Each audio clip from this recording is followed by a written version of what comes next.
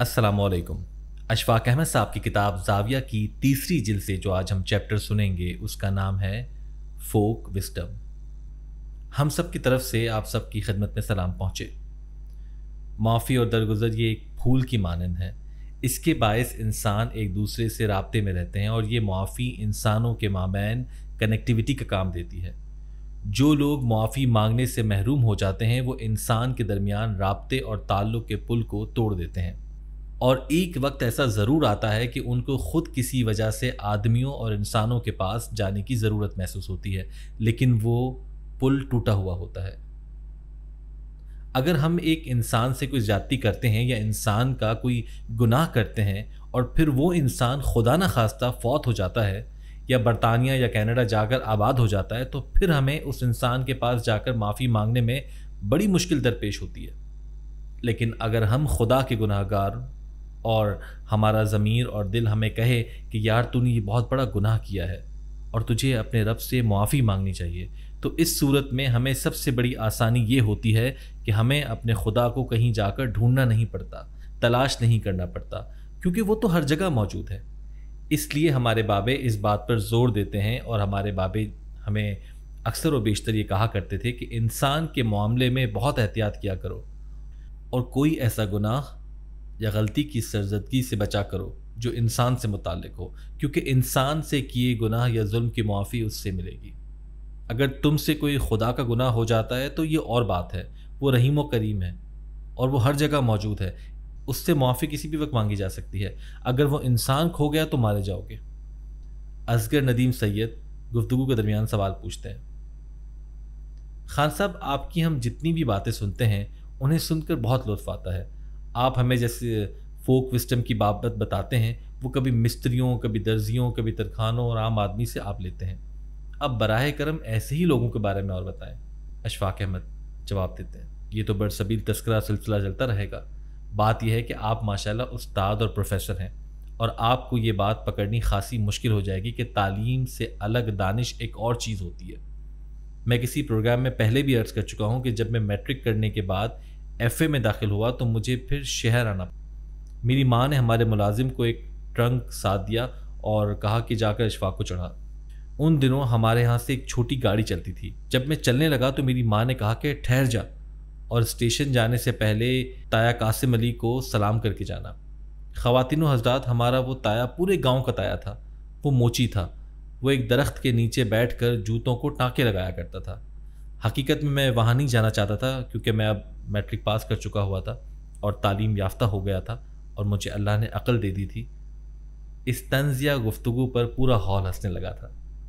अब माँ मुझे ज़बरदस्ती वहाँ भेज रही थी कि ताए को मिलकर जाना, और मैं चारों नाचार ना चाहते हुए ताए के पास गया, उन्हें सलाम किया। वो मुझसे कहने लगे कित्थे चल आई? मैंने कहा जी मुझे बड़े कॉलेज में पढ़ने के लिए शहर जाना है। ताया ने मुझसे कहा वहाँ जाकर ऐसी कमीज़ ज़ेबतन नहीं करनी जिसकी आस्तीन या कफ उल्टे हों। बच्चों, अब उस ज़माने में आस्तीनें उल्टी करके स्टिच करके बटन लगाने का बड़ा रिवाज था और मेरी 8वीं जमात से यह आरज़ू थी कि जब मैं बड़ा होऊंगा और फर्स्ट ईयर में दाखिल होऊंगा तो टर्न कफ वाली कमीज़ पहनूंगा। लेकिन अब ताए ने मुझे मना कर दिया। पता नहीं उसे कैसे ये पता था कि मेरे अंदर ही अंदर ये ख्वाहिश उठती है। दूसरी बात ताए ने कही कि पुत्र, लंबे बाल मत करना। उस ज़माने में हम बच्चों के सर पर मशीन फेर दी जाती थी और बाल बढ़ने दिए भी नहीं जाते थे, और आप इस दुख में मेरे शरीक हो सकते हैं। तीसरी बात जो ताए ने मुझे कही वो ये थी कि कुड़ियाँ ना देखना, यानी लड़कियों की तरफ मुतवज्जा ना होना। हॉल से एक आवाज़ आती है, गोया ताए ने तमाम अच्छी बातों से मना कर दिया।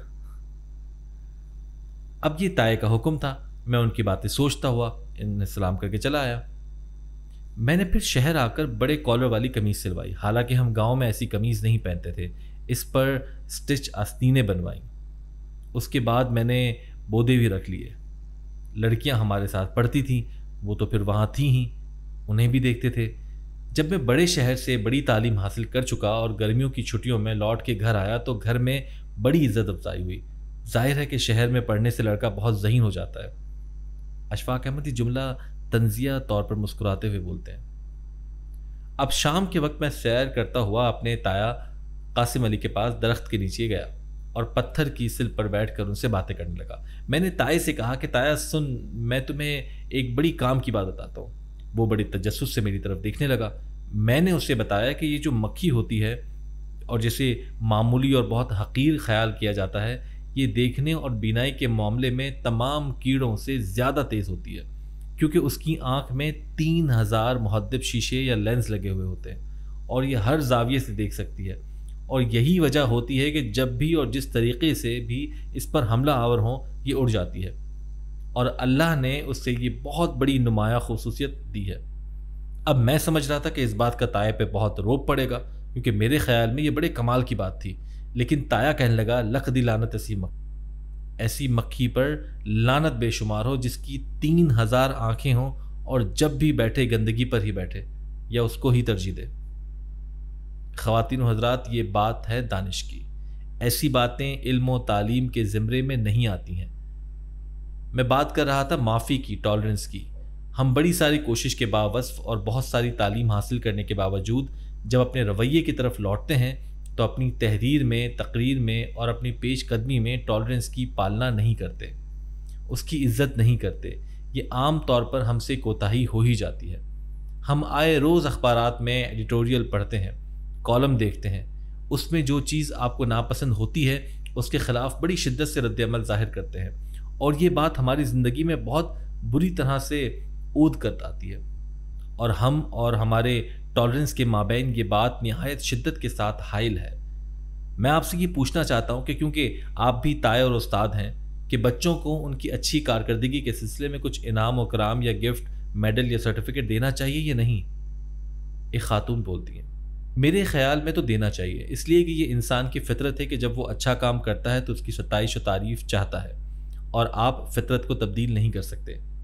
ایک صاحب گویا ہوتے ہیں، خان صاحب اگر ہم اس بچے کو اچھی کارکردگی کے صلے میں کچھ دیں گے تو وہ بھی اگلی نسل کو کچھ ادا کرے گا۔ ایک اور صاحب فرماتے ہیں، اس طرح سے مقابلے اور کارکردگی بہتر بنانے کی فضا پیدا ہوتی ہے۔ چھوٹی سی بات، کسی بچے کو شاباش کہہ دینا یا تھپکی دے دینا یا اس کی طرف مسکرا کر دیکھ لینا بھی ایک بہت بڑا انعام ہوتا ہے۔ اصغر ندیم سید صاحب کہتے ہیں، کسی کو شاباش دینا اچھی بات ہے، لیکن اس کے ساتھ ساتھ یہ ضرور دیکھنا چاہیے کہ جو اس شاباش یا تھپکی سے محروم رہا ہے اس کی بنیادیں کیا ہیں، اس کی وجوہات کیا ہیں، اور اس محرومی میں ہمارے نظام کی کون سی کمزوریاں ہیں اور 80% کیوں ناکام ہو گئے ہیں۔ ایک اور صاحب گویا ہوتے ہیں، لیکن ایک بچہ جو ایک لیمپ کے نیچے بیٹھ کر پڑھتا ہے اور دن رات محنت کرتا ہے، میں سمجھتا ہوں کہ اس کی اس قدر محنت اور مشقت کا اگر فزیکلی ایوارڈ بھی ہو جائے تو شاید اس سے اور بھی فائدہ ہو اور کم نمبر لینے والے بچے کو بھی مزید محنت کرنے کا حوصلہ ملے۔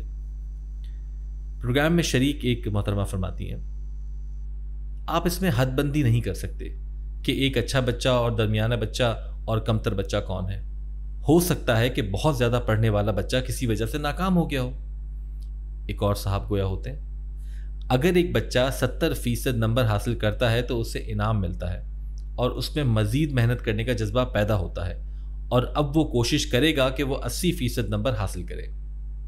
اشفاق احمد صاحب مسکراتے ہوئے فرماتے ہیں، اصغر ندیم سید کی سوچ کا انداز وہ ایک برطانوی ماہر نفسیات سے ملتا ہے، وہ ہماری نفسیات سے ملتا ہے۔ مغربی ماہرین نفسیات یا ماہرین کہتے ہیں کہ بچوں کو انعام دینا اور ان کی کارکردگی کو ستائش کرنے سے بچے آگے چل کر چالاکی کی طرف توجہ دینا شروع کر دیتے ہیں، پڑھائی کی طرف اتنی توجہ نہیں دیتے، اور وہ یہ سوچنے لگتے ہیں کہ آئندہ انعام حاصل کرنے کے لیے باوجود اس کے کہ ہم نے محنت سے یہ انعام حاصل کیا ہے، اب ہم کس طرح سے دوبارہ انعام حاصل کریں۔ اس طرح سے ان میں مافیا کا ہلکا سا رنگ پیدا ہونے لگتا ہے کہ کس طرح سے حصول زیادہ ہو۔ اصغر ندیم سید صاحب کہتے ہیں، ایک دوسری بات یہ ہے کہ بزرگوں کا ایک اور خیال اور نظریہ ہوتا ہے، اور وہ کہتے ہیں کہ اگر اس کی تعریف زیادہ کر دی تو یہ خراب ہو جائے گا۔ محفل میں شریک خاتون فرماتی ہیں، میرا موقف ذرا مختلف ہے، کیونکہ اللہ میاں کا بھی حکم ہے کہ جو اچھے کام کرے گا اس کو جنت ملے گی، اور جو خراب کام کرے گا اسے دوزخ ملے گی۔ یہ تو قدرت کا فیصلہ ہے۔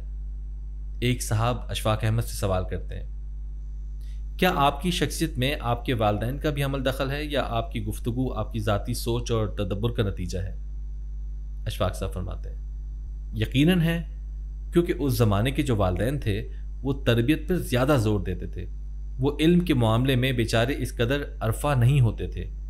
اب میری یہ بات پھر لوٹ کر آپ کے کورٹ میں چلی جائے گی کہ آپ کو بے شمار ان پڑھ اور کم علم لوگ ایسے ملیں گے جو کہ بے ایمانی نہیں کرتے ہوں گے۔ یہ بھی تربیت کا ہی اثر ہوتا ہے، اور آپ کو بے شمار سیکرٹری لیول کے اور وفاقی حکومت کے اعلیٰ افسر ایسے ملیں گے جو سی ایس ایس کر کے بہت ساری لوٹ مار کر رہے ہوں گے۔ اللہ آپ کو خوش رکھے، اللہ آپ کو آسانیاں عطا فرمائے اور آسانیاں تقسیم کرنے کا شرف عطا فرمائے۔ اللہ حافظ۔